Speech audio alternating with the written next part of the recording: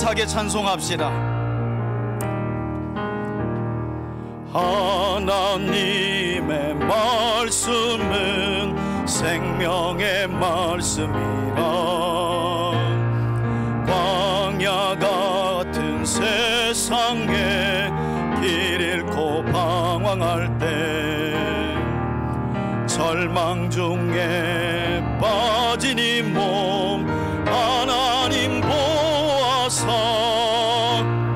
생명샘이 솟아나와 새 힘이 넘칩니다. 하나님의 말씀은 은혜의 말씀이라. 누구든지 믿고서 참으로 회개하면 하나님이 사해 주사 구원함 베푸시고 가히 없는 그 은혜로 늘 품어 주십니다. 하나님의 말씀은 진리의 말씀이라. 믿음으로 지키어 자유를 얻게 되면 어려운 일 힘든 일도 담대히 할 수 있어. 온전하신 말씀으로 승리케 하십니다. 하나님의 말씀은 사랑의 말씀이라. 험한 세상 살 동안 언제나 돌보시고 변함없는 사랑으로 우리를 지키시어 하늘나라 이르도록 인도해 주십니다. 할렐루야. 예, 오늘도 역대기의 말씀을 함께 나눌 때 우리 3대 가족 모두가 하나님 앞에서 우리 자신의 마음을 낮추고 또 스스로 겸비하여 하나님의 크신 사랑과 자비 그리고 긍휼의 은혜를 풍성하게 누리게 되기를 주의 이름으로 축원해 드립니다. 여러분, 지금까지 우리는 약 1년 2개월에 걸쳐서, 얼마 기간이라고요? 1년 2개월에 걸쳐 역대기 곧 역대상과 역대하의 말씀을 살펴보았습니다. 그리고 드디어 바벨론 포로 생활에서 돌아와 이스라엘 나라를 재건하는 사명과 또 성전을 재건하여 예배를 회복하는 사명을 가진 이스라엘 백성들에게 전하는 역대기의 말씀 마지막 단락에 와 있습니다. 특히 역대하서는 이스라엘 나라가 분열된 이후, 그러니까 솔로몬의 통치 이후 3명의 왕을 다윗과 같이 정직한 길을 걸어간 아주 선한 왕으로 손꼽아 설명하는데, 이 3명의 왕은 바로 여호사밧과 히스기야, 그리고 오늘 본문에 등장하는 남유다의 16번째 왕이었던 요시야였습니다. 특별히 역대기는 이 3명의 왕들에 대하여 그들은 다윗과 같이 정직한 길을 걸었다라는 말씀을 빼놓지 않고 있습니다. 그 가운데에서도 오늘 마지막 3대 선왕 중에 한 명인 요시야는 열왕기서에 어떤 수식어가 하나 더 붙냐면, 이와 같은 왕은 이전에도 없었고 이후에도 없었다. 한마디로 말하면 요시야는 다윗의 후손 가운데 전무후무한 왕이었다라고 성경이 칭송하고 있는 것을 보게 됩니다. 자, 그렇다면 아버지 므낫세의 악행을 답습하다가 2년 만에 신하들의 반역으로 죽게 된 아버지 아몬을 대신하여 어린 나이에 남유다의 16번째 왕이 된 요시야는 어떤 통치 행적을 남겼느냐? 여러분 1절부터 함께 한번 읽어가며 살펴보도록 하겠습니다. 1절입니다. 요시야가 왕위에 오를 때 나이가 몇 살이라고요? 8살이었다는 거예요. 8살. 여러분, 우리가 8살 되면 어디 학교 들어가는 거예요? 국민학교 말하면 아주 오래되신 분입니다. 제품 기간이 초등학교. 이제 막 초등학교 들어갈 8살에 남유다의 왕이 되었어요. 왜냐하면 요시야의 아버지였던 아몬이 통치 2년 만인 22살의 나이에 죽었기 때문이에요.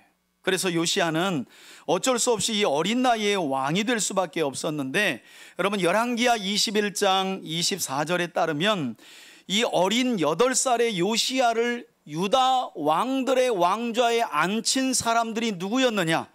바로 유다 백성들이었다는 거예요. 다시 말해서 요시야의 아버지였던 아몬이 하나님을 떠나고 하나님의 말씀을 우습게 여기며 우상을 숭배하고, 요시야에게는 할아버지였던 므낫세의 악행을 따라가자 백성들이 왕을 죽여버렸어요. 그리고 아주 어린 나이지만 아몬의 아들 8살짜리 요시야 왕을 유다 왕좌에 앉힌 겁니다. 어린 아이를 백성들이 나서가지고 저 왕은 안 되겠다 하고 끄집어 내린 다음에 그의 아들 8살짜리 요시야를 앉힌 거예요. 그리고 8살의 나이에 왕이 된 요시야는 계속해서 보니까 예루살렘에서 몇 년 동안 유다의 왕으로 통치했다고요? 31년간 다스렸다. 여러분, 하지만 이처럼 어린 나이에 왕위에 올랐음에도 불구하고 남유다 왕이 된 요시야는 2절을 보시면 어떤 삶과 통치를 행했느냐? 그는 여호와 보시기에 어떻게 해요? 정직하게 행하였고, 그의 조상 누구의 길이라고요? 다윗의 길로 걸으며. 여러분, 역대기에서 다윗의 길이라는 수식어가 붙으면 무조건 본받아야 할 왕의 모습이에요. 다윗의 길을 걸으며 좌로나 우로나 치우치지 않았다. 이건 하나님의 말씀을 올곧게 지키며 살았다는 거예요. 뿐만 아니라 3절에 보면 그가 아직 어렸을 때, 곧 왕위에 있은 지 8년째. 여러분 8살에 왕위에 올랐으니까 8년이 지났으면 얼마예요? 우리로 말하면 중3 때예요. 초등학교 들어갈 때 왕위에 앉았고 16살이면 이제 중학교 3학년인 소년의 나이였는데, 그때 벌써 하나님, 다윗의 하나님을 비로소 어떻게 해요? 찾았다는 거예요. 여러분, 제가 역대기를 설교하면서 역대기를 읽어가며 찾았다라는 말이 나오면 무조건 동그라미를 치라 그랬잖아요. 이 찾았다라는 말이 히브리어 원어로 다라쉬라는 말인데, 다시 말해서 요시야 왕은 8살의 나이에 유다 왕이 되었고, 그로부터 8년이 지난 16살, 우리로 치면 중3 때에 하나님을 찾았고 구했고 하나님께 묻기 시작했다는 거예요. 그러니까 여러분, 중3이면 충분한 거예요. 야, 너는 아직 어려서 빨리 시험 공부나 열심히 해. 그러다가 대학 가면 온 교회에 어떤 현상이 일어나요? 10명 중에 1명도 안 남고 다 떠나요. 왜? 중고등부 때 애가 똑똑하면 똑똑할수록 더 해요. 시험 기간이면 아예 그냥 예배 안 드리는 게 여러분 당연합니다. 대도시는 아예 뭐 중직자 자녀들요 안 보여요. 시험 기간에는 그냥 교회에 안 나오는 것이 아주 정석입니다. 정석. 근데 오늘 본문에 보면 요시야는 8살의 나이에, 그리고 성경에 보면 요시야의 어머니가 열왕기서에 나와 있긴 하지만 요시야에게 어떤 스승 역할을 해줬다던가 요시야가 이처럼 다윗의 하나님을 찾도록 누군가 도왔다는 말이 없어요. 아마도 어머니의 영향력이 컸던 것 같은데 아이가 잘 자란 거죠. 중3의 나이에 벌써 다윗의 하나님을 찾았고 구했고 하나님께 물었다는 거예요. 저는 저와 여러분들의 삶이 항상 하나님을 찾고 구하고 하나님께 묻는 삶이 되어서 우리 자녀들이 어렸을 때부터 요시야와 같이 하나님을 찾는 인생, 하나님께 구하는 인생, 하나님께 묻는 삶을 살아가는 저와 여러분들이 되시기를 주의 이름으로 축원해 드립니다. 뿐만 아니라 요시야의 통치는 제12년, 그러니까 20살이죠. 이 20살의 나이에 유다와 예루살렘을 비로소 정결하게 하여 그의 할아버지였던 므낫세가 회심한 이후에 온전히 제거하지 못했던 우상들을 예루살렘과 유다 전역에서 싹 다 제거해 버립니다. 여기 목록이 나오죠. 그 산당들과 아세라 목상들 다 우상의 이름들입니다. 아로새긴 우상들, 부어 만든 우상들을 제거하였다 그래요. 여러분, 이때가 언제라고요? 요시야가 20살. 여러분, 구약 성경을 보면 이스라엘 백성들에게 20살은 이제 막 군대 갈 나이이기도 하고, 레위인들에게 20살은 레위 지파 자손으로 태어나서 성전 안에서 제사의 직무를 막 시작하는 나이가 20살입니다. 다시 말해 이스라엘 사회에서 20살은 본격적으로 성인으로서의 행보를 시작하는 나이가 20살이에요. 그때 요시야 왕은 그의 증조 할아버지였던 히스기야 왕이 행한 대로 나라 전체를 예루살렘과 유다를 중심으로 성결하게 하며 하나님이 미워하시는 것, 하나님이 아닌 것들을 다 제거하였다는 거예요. 여러분 20살이면 충분해요. 우리 자녀들 20살이면 뭐예요? 성인식 간다고 또 뭐 장미꽃 사고 향수 사가지고 오늘은 한잔 해야지 뭐 또 이래가면서. 반면에 요시야는 20살의 나이에 예루살렘과 유다에서 하나님이 미워하시는 거. 요즘에 역대기가 끝마무리 되어 가는데 제가 너무 재밌는 거예요. 차로 오갈 때도 늘 기도가 나와요. 정말 말씀 준비하면서도 진짜 수시로 기도가 나와요. 이번 주에 말씀을 준비하면서는 하나님, 아직도 제가 제거하지 못하고 버리지 못한 하나님이 미워하시는 것들이 제 삶에 있다면 알게 해주세요. 그거 제거하길 원합니다. 그거 없애버리길 원합니다. 여러분 몇 살의 나이라고요? 20살. 그러니 하나님이 우리 안수 집사님 기도하신 것처럼 저 하늘에서 굽어 이 땅을 살펴본다면 어떤 사람을 찾으시겠어요? 16살의 나이에 다윗의 하나님 여호와를 찾고 20살의 나이에 하나님이 미워하시는 것들을 삶의 주변에서 정리하는 이런 사람, 여러분 이런 사람을 하나님이 찾지 않으시겠어요? 저는 바로 이런 사람, 이런 가정이 우리 3대 가족들의 가정과 우리 교회 공동체가 될 수 있기를 주의 이름으로 축원해 드립니다. 그리고 이와 같이 20살의 젊은 왕이 나라 전체를 성결하게 하겠다고 솔선수범하며 애를 쓰다 보니까 백성들도 당연히 자연스럽게 본을 받죠. 그 내용이 4절입니다.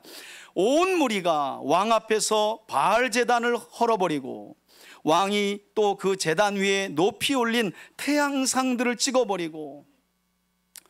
여러분 이 충격적이죠, 그죠? 히스기야가 어떻게 유다를 개혁했는데 그의 아들 므낫세와 또 그의 아들 아몬이 나라 전체를 그냥 또다시 우상 숭배 박람회장으로 만들어버린 거예요. 그러니까 여러분 한 세대가 뭐 내가 기도하고 했으니 얘는 괜찮겠지 하고 놔둘 게 아니라니까요. 죽는 그 순간까지 우리는 신실하신 하나님, 유일하신 하나님, 그리고 그분의 말씀을 전해야 하는 거예요. 그 많은 태양상들을 찍고 아세라 목상들, 아로 새긴 우상, 부어 만든 우상들을 가루로 만들어. 다른 여느 왕들과는 좀 다른 게 요시야는 아예 가루로 빻아서 없애버렸다. 여러분 오므리 왕조 아합 시대에 예후라는 새로운 왕이 등장해가지고 850명의 바알과 아세라 선지자들, 거짓 선지자들을 싹 다 죽였는데요, 한 세대 이후에 보니까 또 있어. 참 여러분 이 우리 삶의 주변에서 하나님이 미워하시는 것들은 그렇게 쉽게 끊어지지 않습니다. 여러분 돌아보세요. 이게 참 나쁜 습관일수록, 좋지 않은 습관일수록 잘 안 끊어지는 걸 보게 돼요. 그죠? 그런 습관은요 뿌리 깊이 우리 마음에 박혀 있어서 잘 안 부서집니다. 그때 필요한 게 기도죠. 여러분 죄악의 뿌리는 우리가 뽑아낼 수 있는 게 아니에요.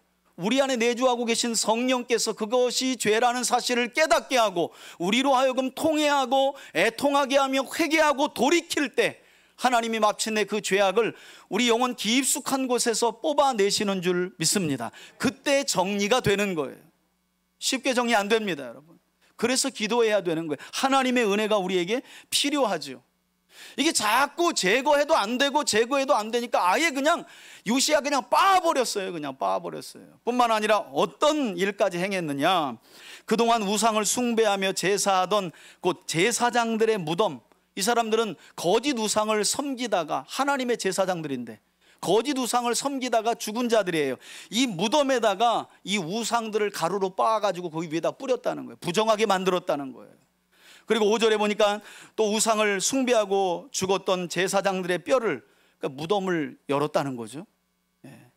뼈를 우상의 제단 위에 불살라 유다와 예루살렘을 정결하게 하였다. 뿐만 아니라 요시야의 개혁은 남유다에만 머물러 있지 않았는데 이미 100여 년 전에 아수르에 멸망한 채 지배를 받고 있었던 저 북쪽 이스라엘에까지 직접 영향을 미칩니다. 그 내용이 6절이에요. 6절입니다. 또 북쪽 이스라엘의 중심이었던 므낫세와 에브라임과 남쪽 유다의 최남단에 속했던 유다 지파의 땅을 가지고 있었던 시므온과 이스라엘 최북단에 위치한 납달리까지, 우리로 말하면 할라에서 백두까지 분단된 상황이었고, 북쪽은 아시리아에 망했음에도 불구하고 우리가 하나님께로 돌아가야 한다, 그러려면 이스라엘 온 땅에서 우상들을 모조리 제거하고 빻아 없애야 되는데, 분단된 이후에 이미 망했던 북이스라엘까지 올라가 가지고 하나님이 미워하시는 질투의 우상들을 모두 다 제거했다는 거예요. 그래서 성경에 보니까 6절 후반에 사면 황폐한 성읍들에도 그렇게 행하여 7절에 우상의 제상들을 허물고 아세라 목상들 새로 아로새긴 우상들을 빻아 가루로 만들며, 그리고 나오죠, 온 이스라엘 땅에 있는 모든 태양상들을 찍어버리고 예루살렘으로 돌아왔다는 거예요. 이때가 언제였다고요? 20살에. 여러분, 하나님의 섭리가 놀라운 건 히스기야 때, 곧 이 요시야 왕의 증조 할아버지였던 히스기야 때는 이미 아시리아에 망한 북쪽 사람들에게 우리 내려와서 6월절 애굽에서 우리를 구원하신 하나님 같이 기리자, 이 정도였잖아요.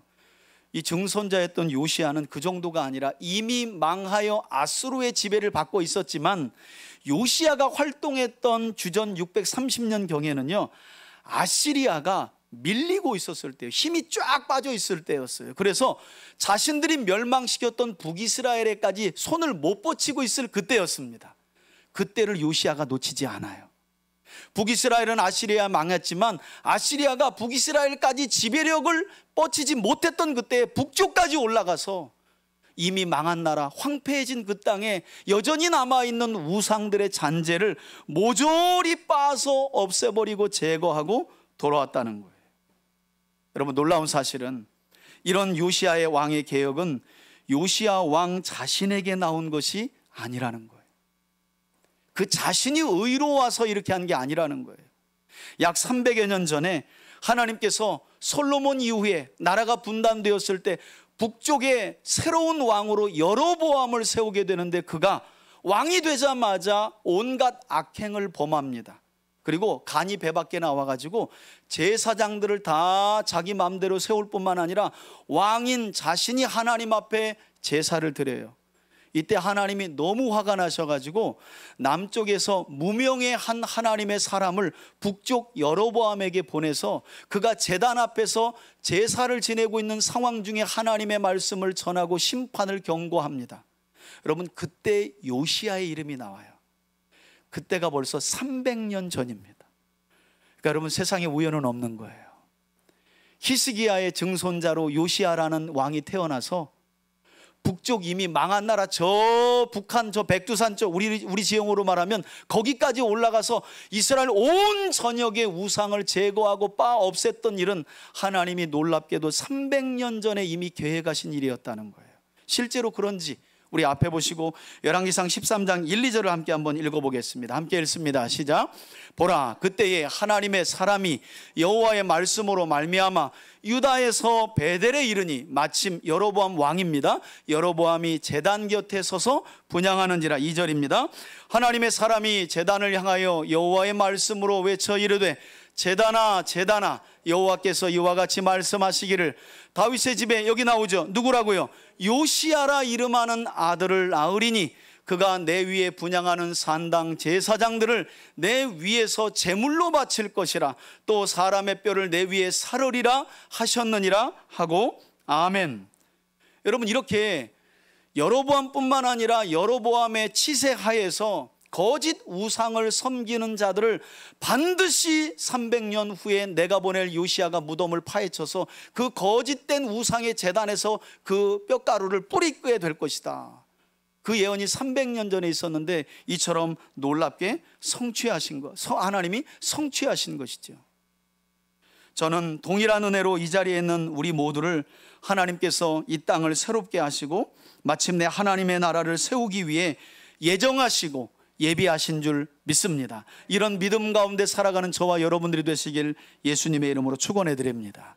자, 그리고 마침내 26살이 된 요시야 왕은 그의 할아버지였던 므낫세가 회심한 이후 바벨론에서 들어와 보수를 시작했지만 온전히 마치지 못했던 하나님의 성전의 보수도 시작합니다. 그 내용이 8절입니다. 요시야가 왕위에 있은 지 18제인 26살 되던 해에, 여러분 열왕기에서는요 16살에 행한 일도 없습니다. 20살에 행한 행적도 없습니다. 그냥 곧바로 26살이 되던 해에 이렇게 시작하거든요. 그런데 역대기는 그렇지 않아요. 26살에 성전을 수리하는 중에 율법책이 발견되기까지 16살에 다윗의 조상 하나님을 찾았고 20살에 젊은 나이에 온 이스라엘을 정결케 한 이가 바로 요시야였다. 과정이 있는 거예요. 과정이. 그리고 마침내 26살이 되던 해에 그 땅과 성전을 정결하게 하기를 마쳤고 그의 하나님 여호와의 성전을 수리하려고 시작한 거예요. 여러분, 이때 이 성전 보수 공사를 추진할 사람들로 요시야 왕이 누굴 세웠느냐? 8절에 보면 아살랴의 아들 사반과, 그리고 당시로 말하면 성주 정도의 직급에 해당되는 시장 마아세야와 서기관 요아스의 아들 요아를 보내죠. 그리고 그들을 누구에게 보냅니까? 대제사장 hil기야에게 나아가기 전에 하나님의 성전에 헌금한 돈을 그에게 주니, 성전 수리를 위하여 신하 3명을 제사장 hil기야에게 보내서 헌금을 전달했다는 말이에요. 이 돈은 문을 지키는 레위 사람들이 므낫세와 에브라임과 남아있는 모든 이스라엘과 온 유다와 예루살렘과 베냐민과 예루살렘 주민에게서 거둔 것이라. 그러니까 십시일반 이스라엘 백성들이 거둔 헌금을 왕이 성전을 새롭게 수리하는 일을 위해서 대제사장이었던 hil기야에게 전달한 거죠. 학자들마다 이런저런 의견이 있지만 이 hil기야가 바로 예레미야 선지자의 아버지였어요. 아나돗 사람, 동명이인이다 뭐 이런 말도 있지만 또 그 한 사람이다라고 주장하는 사람도 있습니다. 그러니까 여러분, 요시야가 종교개혁을 할 때 하나님께서 놀랍게도 바벨론 포로 이후에 굵직한 하나님의 일들을 감당할 사람들을 정말 많이 준비하셨던 것을 보게 돼요. 기억이 가물가물하시겠지만 여러분, 앞서 남유다의 8번째 왕이었던 요아스가 자기 할머니 악한 악녀 아달랴의 통치를 끝내고 버려졌던 하나님의 성전을 수리하기 위해서 했던 일이 하나님의 성전에 헌금을 드리는 일이었고, 그걸 모두어 가지고 성전을 수리하는 데 드린 일이 있었는데, 그때로부터 약 200년 만에 요시야가 또다시 하나님께 드려진 온전한 헌금을 버려졌던 성전을 수축하고 새롭게 하는데 하나님께 기꺼이 드렸던 거죠. 그리고 이어지는 10절을 보면 요시야 왕이 건넨 헌금이 어떻게 쓰여졌는지에 대해서도 설명하죠. 그 돈을 여호와의 성전 공사를 감독하는 자들의 손에 넘겼습니다. 그들이 여호와의 성전에 있는 일꾼들에게 주어 그 성전을 수리하게 했는데, 일꾼들의 목록이 나오죠. 목수들과 건축하는 자들에게 전해주었고, 다듬은 돌과 연접하는 나무를 사며 목재도 샀어요. 유다 왕들이 헐어버린 성전들을 위하여 들보도 만들게 하며 그 사람들이 어떻게 해요? 성실하게 일을 하니라. 요아스 왕 때도 성전 수리하는 자들이 아주 성실하게 일을 잘했다. 그래서 돈이 어디에 쓰였는지 묻지 않았다는 말씀이 있거든요. 요시야 왕 때도 그랬던 거죠. 그리고 요시야 왕은 일꾼들을 감독할 레위인들도 세웠습니다. 그의 감독들은 레위 사람 곧 무라리 자손 중 야핫과 오바댜요, 그앗 자손 중 스가랴와 무술람이라. 다 그 일을 감독하고 그 악기 곧 연주에 익숙한 레위인들이 함께 하였으며, 13절에 그들은 또 짐을 나르는 목독꾼, 요즘에는 목독꾼이라는 말을 하지 않는데 무거운 짐을 나르는 사람을 일컫는 말이거든요. 그들을 감독하며 모든 공사 담당자들을 레위인들이 감독하고, 어떤 레위 사람들은 기록하는 서기와 관리와 문지기가 되었더라. 여러분, 이렇게 요시야 왕의 명령을 따라 하나님의 성전을 수리하는 중에 이 일이 26살 되던 해에 있었던 거거든요. 놀랍게도 성전 인테리어 공사와 보수가 목적이었는데 그 보수하는 중에 놀라운 게 발견돼요.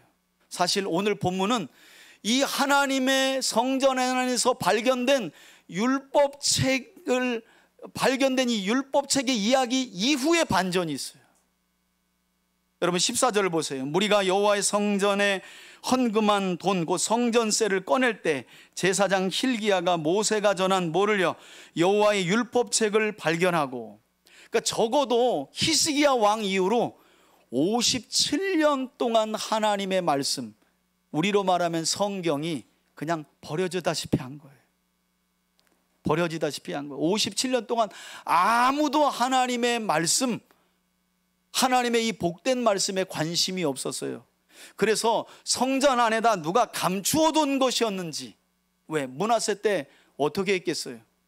온갖 우상을 다 섬겼는데 성경책 보고 므낫세가 가만두었겠어요?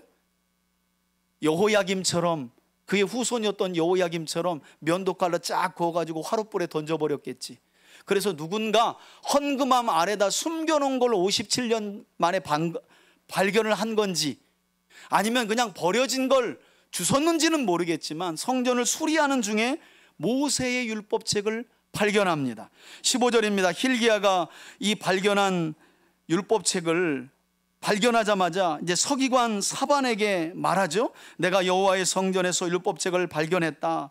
힐기야가 그리고 그 책을 서기관 사반에게 전해주자 16절에 서기관 사반이 책을 가지고 요시야 왕에게 가서 명령한 바를 복명복창합니다. 왕이여, 종들에게 명령하신 성전 수리에 관한 명령을 다 저희들이 준행하였습니다. 17절에 또 여호와의 성전에서 발견한 돈을 쏟아서 감독자들과 일꾼들에게도 주었습니다. 그러면서 하는 말이 18절입니다. 서기관 사반이 또 왕들에게 아뢰어 이르되 제사장 힐기야가 내게 이 율법책을 주었습니다 하고, 마침내 서기관 사반이, 왕의 역사를 기록하는 사람이잖아요. 사반이 왕 앞에서 이 모세의 율법책, 그것을 읽어주었다는 거예요. 학자들에 따르면 이때 성전 안에서 대제사장 힐기야가 발견한 이 책은 언약의 저주와 복이 기록된 신명기의 말씀을 중심으로 한 모세의 율법책이었을 것이라고 추정하고 있습니다. 중요한 것은 이처럼 서기관 사반이 지금 제가 한 것처럼 하나님의 말씀을 낭독하여 읽어주자. 여러분 여기서 중요한 게 낭독하여 읽어주었다는 거예요. 낭독하여 읽어주었다 하면 생각나는 본문이 어디예요?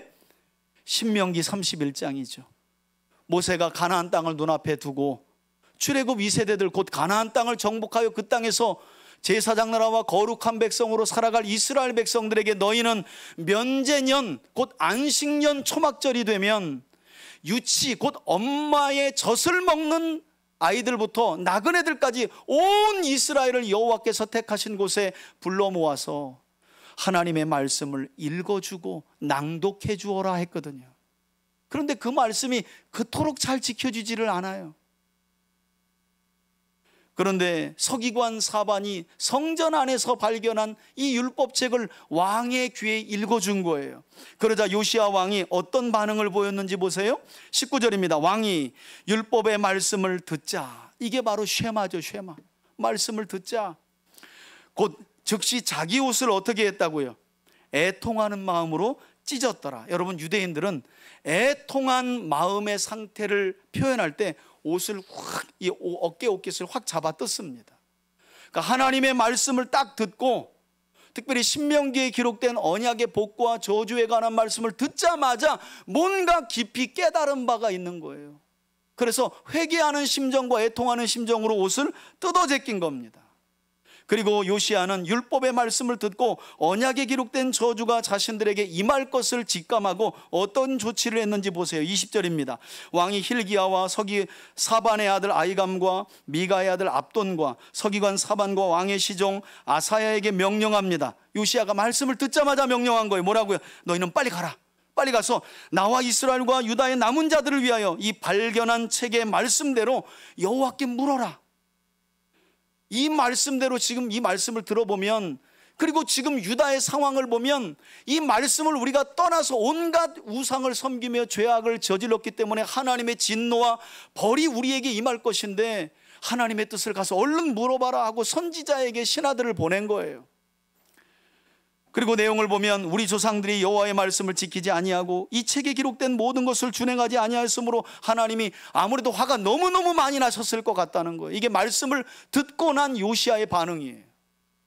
여러분, 우리하고 좀 많이 다르죠? 우리는 오늘날 어떻게 하나님의 말씀을 듣습니까? 그냥 그저 내 마음 위로해 줄 정도의 말씀. 그래서 하나님의 말씀을 곧이곧대로 듣질 못해요. 여러분, 많은 말씀이 홍수처럼 유튜브 속에서 쏟아지고 있는데 안타까운 사실은요, 오늘날 우리 그리스도인들은 편식이 너무 심해요. 그냥 저 말씀은 나에 상관이 없어요.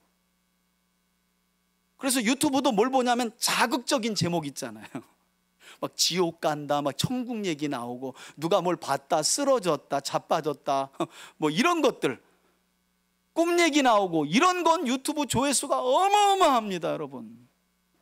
저같이 정직하게 설교 제목을 달아놓으면 볼랑말랑. 그래서 우리 교회 집사님이 목사님도 제목을 아주 자극적인 걸 달라는 거예요. 저는 그렇게 낚시질하고 싶지 않더라고요. 귀 있는 자들은 말씀을 들으니까.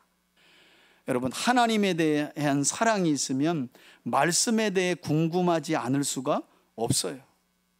그리고 들려지는 말씀을 이건 나에게 주시는 말씀, 이건 누가 들어야 될 말씀이 아니에요. 가장 성령이 충만한 상태는 오늘 설교의 말씀이 다 누구에게 주시는 말씀으로, 나에게 주시는 말씀으로 소화하는 거예요. 꼭 마귀는 이렇게 하죠. 오늘 김 집사가 빠졌네.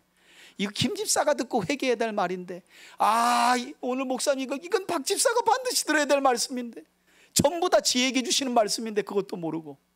그런 점에서 요시야는 하나님의 말씀을 듣자마자 이건 나와 이스라엘에게 주시는 하나님의 말씀으로 깨닫고, 여호와의 진노가 이거 클 것 같다 하고 얼른 가서 하나님의 뜻을 여쭈어라 하고 신하들을 보낸 거예요. 22절입니다. 이에 hil기야와 왕이 보낸 5사람들이 하나님의 뜻을 묻기 위해, 즉 신탁을 받기 위해서 여선지자 훌다를 찾아갑니다.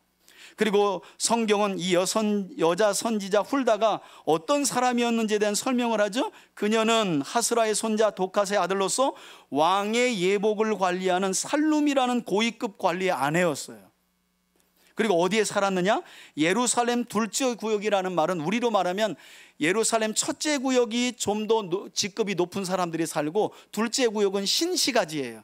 그 다음 직급이 높은 사람들이 사는 거예요. 그러니까 이 당시 요시야가 하나님의 뜻을 여쭙기 위해서, 이게 다라시거든요, 묻기 위해서 신하들을 보냈던 여선지자 훌다는 고위급 관리의 아내였다는 거예요. 왕의 예복을 관리하는. 그들이 그녀에게 이 뜻을 전하죠. 여러분, 이처럼 요시야 왕의 명령을 따라 자신을 찾아온 대제사장 hil기야와 요시야의 신하들에게 여선지자 훌다가 어떤 말씀을 전했는지 보세요. 23절입니다. 훌다가 그들에게 말합니다. 이스라엘의 하나님 여호와께서 이같이 말씀하셨습니다.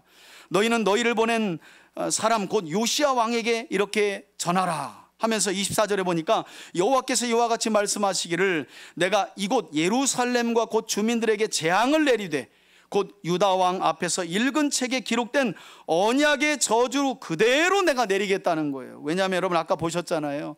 요시야가 20살 되던 해 무슨 일을 했는지, 예루살렘과 유다에 얼마나 많은 우상들이 있었는지 보셨잖아요. 하나님을 떠나 있었던 거예요. 하나님의 말씀이 성전 안에서 수북히 쌓인 먼지채가 있어도 말씀을 열어보지 않은 거예요. 하나님을 사랑하지 않은 거예요. 하나님을 섬기지도 않은 거예요. 그러니 하나님의 진노가 하나님이 구원하신 그 백성에게 임할 수밖에 없는 거죠. 그 사실을 여선지자 훌다가 그대로 전한 겁니다.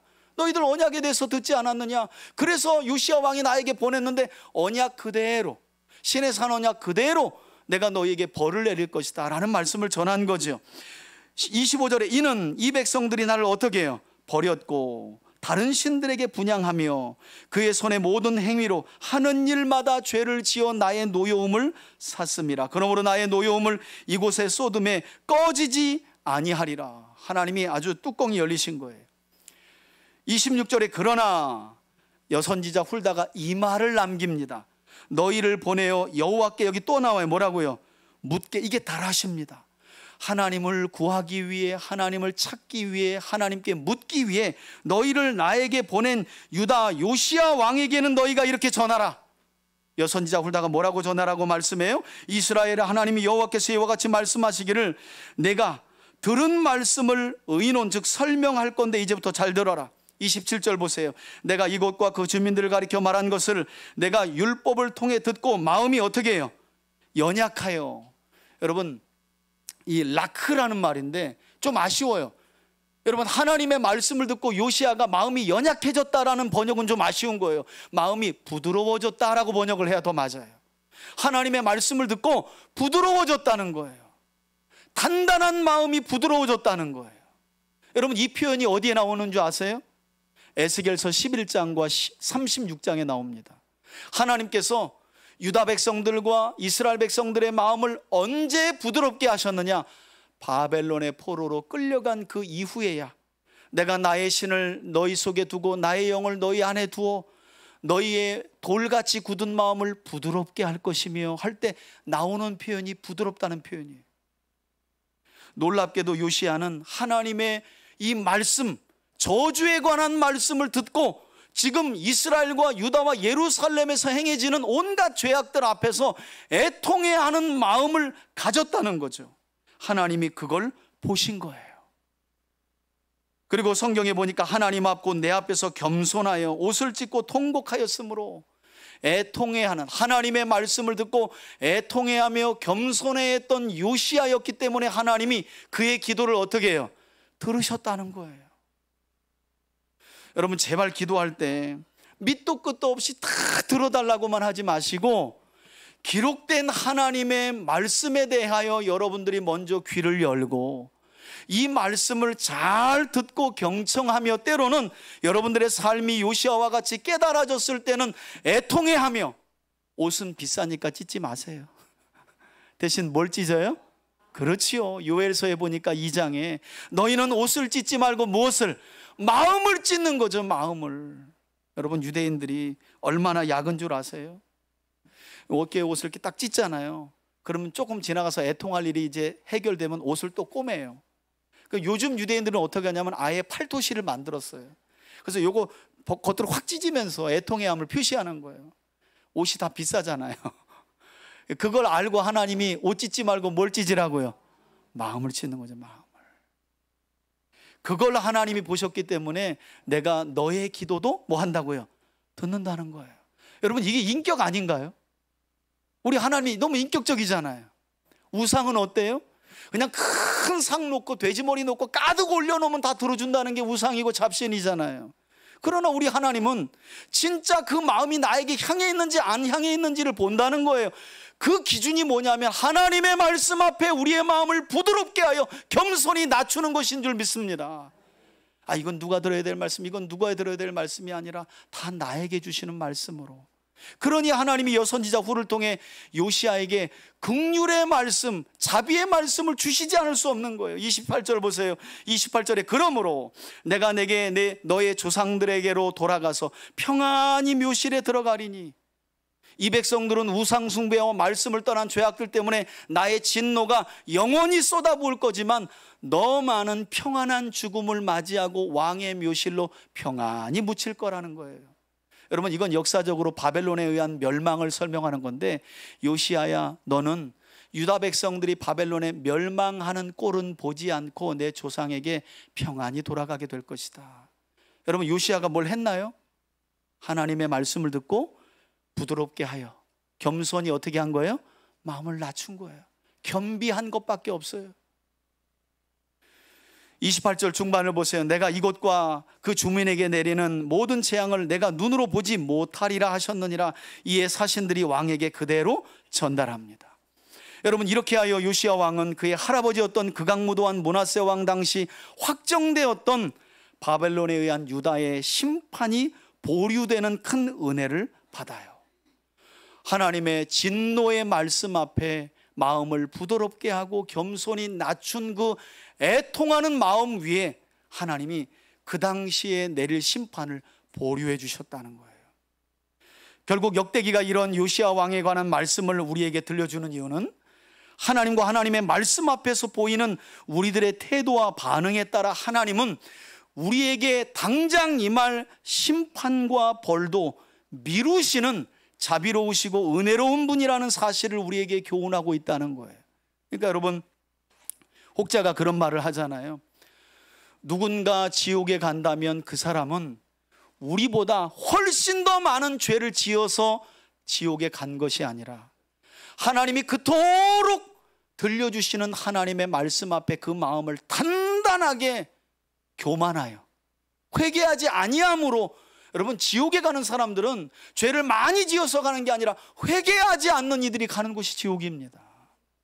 이 땅에 인간으로 태어나서 죄를 짓지 않은 사람들이 어디 있겠어요? 모든 사람이 죄를 범하였음에 하나님의 영광에 이를 자가 없다라고 로마서가 우리에게 가르치잖아요.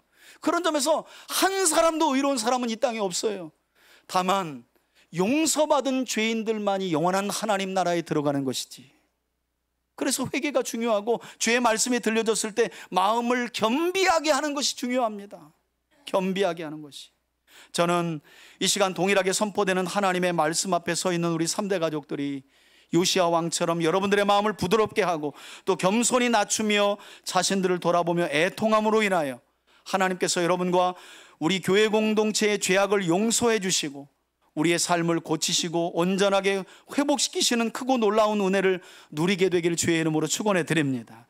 여러분, 이처럼 말씀 앞에서 겸손히 자신을 낮추며 애통함으로 인하여 하나님의 심판이 보류되는 큰 은혜를 입었던 이 요시야 왕은 거기에서 머물지 않고 아싸, 나는 살았다, 거기에 머무르지 않고 그 다음 행보를 보면 동일하게 자신이 들었던 말씀을 온 이스라엘 백성들을 불러놓고 들려줍니다. 이게 중요한 거예요. 여러분, 29절입니다. 왕이 사람을 보냅니다. 유다와 예루살렘의 모든 지도자급에 속하는 장로들을 불러 모으시오.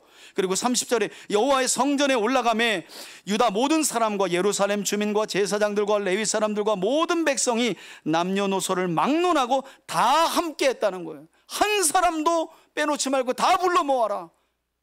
그리고 왕이 여호와의 성전 안에서 발견한 언약책의 모든 말씀을 어떻게 해요?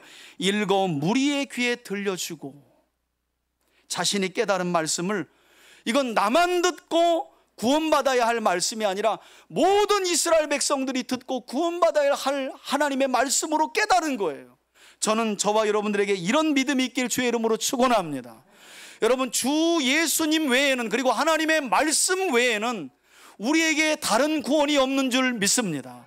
그런 믿음과 마음이 우리에게 있어야 돼요. 그러니 여러분, 복음을 전할 때는 쭈삣쭈삣하지 마세요. 받으면 구원이고 안 받으면 자기 탓이지 뭐. 우린 전하는 데까지가 우리 책임 아니에요. 요시야가 그런 점에서 위대해요. 나 한 사람 깨닫고 또 뭐 성경이 좋아가지고 어디 기도굴에 가가지고 또 성경 보다가 끝난 게 아니라 이 말씀 온 이스라엘이 듣고 함께 하나님께로 돌아가야 하는데, 그리고 백성을 모은 거예요. 31절입니다. 왕이 자기 처소에 서서, 먼저 말씀을 다 읽어준 후에 자기 처소에 서서 여호와 앞에서 중요한 단어가 나옵니다. 언약을 세우되 너희는 마음을 다하고 목숨을 다하여, 이거 어디에 나와요? 신명기 6장에 여호와를 순종하고 그의 계명과 법도와 율례는 하나님의 말씀을 뜻합니다. 이 책에 기록된 언약의 말씀대로 살아야 한다 라고 모든 백성들 앞에서 큰 소리로 외친 거예요. 한마디로 말하면 우리 하나님의 말씀으로 다시 돌아가자. 그 복된 말씀, 우리로 하여금 하나님께로 인도하며 잘 살도록 하는 그 말씀으로 돌아가자. 이에 32절에 보면 예루살렘과 베냐민에 있는 자들이 다 여기에 참여하며 예루살렘 주민이 하나님 곧 그 조상들의 하나님의 언약을 따르니라. 여러분, 놀랍죠? 요시야 왕이 하나님의 말씀 앞에서 마음을 낮추고 겸비했을 때 자신에게 부어진 이 놀라운 은혜를 경험하고 그 은혜 앞으로 누구를 인도한 거예요? 백성들을. 한번 따라 합시다. 나도 할 수 있다. 나는 왜 못할까? 여러분, 생명의 말씀으로 은혜 받고 내가 살았다면 아직 이 은혜의 말씀 앞으로 인도받지 못한, 이 은혜의 말씀으로부터 멀어져 있는 분들을 우리로 하여금 하나님이 인도하시기를 간절히 원하시는 줄 믿습니다. 이게 요시야의 심정입니다. 저는 매주 주일 예배가 어떤 점에서는 부족한 우리의 삶을 하나님이 돌아보게 하시고 회개하게 하시고 다시금 언약의 말씀으로 돌아와 갱신하게 하는 시간이 이 주일 예배가 아닐까 하는 생각이 들어요. 그러면 내가 말씀 앞에서 은혜 받고 내 죄를 깨닫고 회개하고 다시금 하나님의 말씀대로 살아야 되겠다라고 하는 결단에 우리가 머물러서는 안 된다는 거예요. 이 은혜와 사랑 안에 아직 머무르지 못하는 영혼들을 위하여 우리가 기도하고 그들을 이 은혜 앞으로 인도해야 할 줄 믿습니다. 그게 진짜 예배를 드린 사람의 마음에 가져야 할 마음이에요. 이게 진짜 은혜 받은 사람의 마음입니다. 요시야가 그랬죠. 그리고 마지막 33절을 보면 이와 같이 요시야가 이스라엘 자손에게 속한 모든 땅에서 가증한 것들을 다 제거하여 버리고 이스라엘 모든 사람으로 그들의 하나님 여호와를 섬기게 하였으므로, 그 다음 나오는 내용을 보니까 마치 요아스 당시에 대제사장 여호야다가 생각이 나요.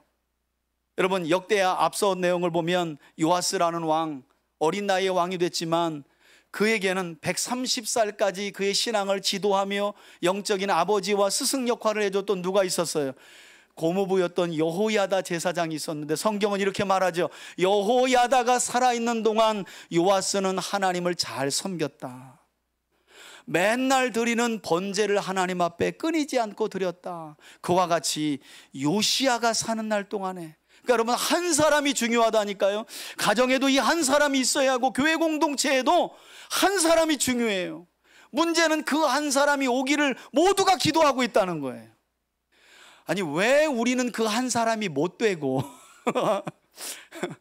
꼭 여러분, 교회 공동체는 그 한 사람이 오기를 기도해. 그리고 하나님 보내달라고 기도해. 하나님이 보내주시겠어요? 저와 여러분들을 그 한 사람으로 이 교회 공동체에 보내주셨는데 왜 자꾸 한 사람을 보내달라고 기도하냐는 거예요. 저는 우리 최종숙 집사님이 살아있는 동안, 우리 허연아 집사님이 살아있는 동안, 우리 서도순 장로님이 살아있는 동안 3대 교회 성도들이 하나님을 떠나지 아니하였더라. 할렐루야. 얼마나 놀라운 일이에요. 자꾸 누구 보내달라고 제발 기도 좀 하지 마세요. 하나님 피곤하대 저한테 응답하시는데. 아니, 당신들을 그 한 사람으로 세우셨는데 자꾸 누구를 보내달라 그러면 어떻게 해요? 여러분, 놀랍죠? 하나님의 말씀 앞에 자신의 마음을 낮추고 겸비하며 애통해했던 요시야 한 사람으로 인하여 온 이스라엘이 하나님을 떠나지 않았다는 거예요. 여러분, 우리 교회 공동체가 결코 작지 않잖아요? 우리가 그래도 제적이 한 90여 명 되는데 요시야는 한 사람이야, 한 사람. 이 100여 명 가까운 사람들이 요시야와 같이 살아간다면 얼마나 많은 영향력이 이 세상에 끼칠 수 있겠어요.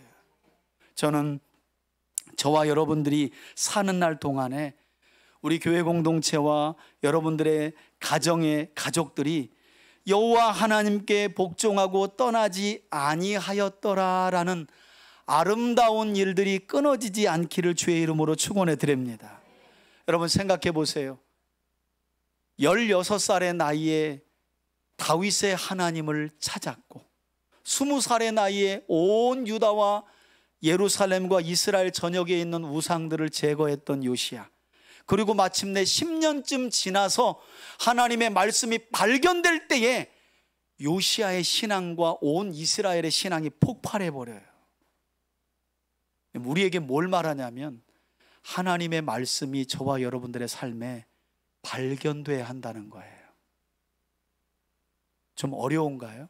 아니, 목사님, 제가 신앙생활을 시작했고 성경책이 우리 집에 있는데 하나님의 말씀이 당신 삶에 발견돼야 한다는 말씀이 무슨 뜻입니까? 그렇게 생각할 수 있죠. 여러분, 기독교 백화점 가면 성경이 버전별로 얼마나 많은 줄 아세요? 저희 아이들과 매일 저녁 성경을 읽는데 제가 한글 번역본들에 대해서 알려줬어요. 대략 10개가 넘어요. 그렇게 많은 쉬운 번역들이 많고 성경책이 너무너무 많아요. 교회 안에도 성경책이 굴러다녀요. 그런데 정작 우리 매일매일의 삶 속에 우리가 새끼 밥을 본능적으로 찾듯이 하나님의 말씀이 우리 삶에 매일 매 시간 발견되고 있느냐는 거예요. 그건 다른 문제죠. 요시야의 개혁이 언제 일어나요? 하나님의 말씀이 발견되기 시작하니까 일어나요. 진짜 개혁은 하나님의 말씀에 귀를 열고 눈을 열고 마음을 열고 하나님의 말씀이 매일매일 우리 삶에 발견될 때에 비로소 우리 삶의 변화도 개혁도 하나님이 주시는 회복과 치유와 구원의 놀라운 은혜도 임하는 줄 믿습니다. 여러분, 제가 성경 강사잖아요. 정말 죄송한데 저도 목사 안수 받을 때까지도 설교하기 위해서 성경 본 사람이에요. 성경은 정말 열심히 봤습니다. 부지런히 봤습니다. 그러나 하나님의 심정이 알고 싶어 성경을 본 건 그 이후예요. 하나님이 정말 알고 싶고 이 말씀 안에 하나님의 어떤 마음이 담겨져 있는지를 알기 위해 본 건 목사 안수 받고 나서라니까요. 그때 비로소 하나님의 말씀이 제 삶에 발견되기 시작한 거예요. 그러니까 여러분, 신앙생활이 얼마나 자유한지, 할렐루야, 얼마나 기쁘고 즐거운지. 그전에는요, 저도 때로는 하나님 좀 무식하다, 좀 무섭다, 좀 하나님 막무가내시네. 구약을 보면 또 그랬고 신약을 보면 또 하나님 나사가 풀리셨나, 뭐 이렇게 아무 사람이나 다 받아줘, 이렇게도 했다가, 그러나 신구약 성경을 열고 하나님의 말씀을 꼼꼼히 자세히 다 보고 나니까 여러분, 하나님이 너무너무 좋은 거예요. 정말 왜 마음을 다하고 뜻을 다하고 힘을 다하여 하나님을 사랑하라고 했는지 알겠더라니까요. 여러분, 하나님의 말씀이 발견돼야 합니다. 매일매일 여러분들의 삶 속에서 하나님의 말씀이 발견돼야 돼요. 이른 아침에 눈을 뜨면 어젯밤에 무슨 일이 있었나 유튜브 먼저 보게 하는 그 악령이 떠나야 돼. 저도 한 주면 그냥 며칠은 그 악령에 사로잡혀. 알람을 딱 듣고 제일 먼저 하는 게, 오늘은 깜짝 놀라가지고 하나님이요, 너 유튜브 먼저 볼래 그래가지고 놓고요, 하나님 주일날. 이게 얼마나 무서운 습관이에요. 알람 딱 듣고 보는 게 유튜브예요. 연결이 유튜브야.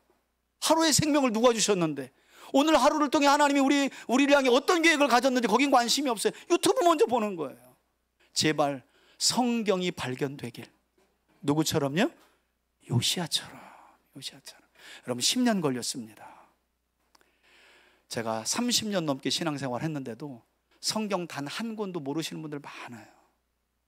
그냥 들은 설교만 알고 하나님을 알고 있다고 생각하는 거지. 여러분, 하나님의 말씀이 발견되면 하나님의 진노도 떠나고 하나님의 회복과 치유와 놀라운 구원의 은혜들을 여러분 가정과 삶 위에 요시야에게 부어줬던 것처럼 풍성하게 부어주실 줄 믿습니다. 그 은혜를 기대하며 한 주간도 힘있게 살아가는 저와 여러분들이 되시길 예수님의 이름으로 축원해드립니다. 이제는 우리 주 예수 그리스도의 은혜와 하나님 아버지의 사랑과 성령의 교통하심이, 말씀이 발견되는 매일의 삶을 소망하는, 그리고 말씀 앞에 선 우리의 모습이 발견되는 거룩한 삶을 소망하며 나아가는, 그리고 언제나 들려지는 말씀 앞에서 요시야처럼 마음을 찢고 겸비한 마음의 태도와 자세를 가지고 하나님 앞에서의 삶을 살아가기로 결단하며 나아가는 우리 교우들 머리 위에, 저들의 가정과 자녀들과 기업 위에 이제로부터 영원토록 함께 계실지어다. 아멘.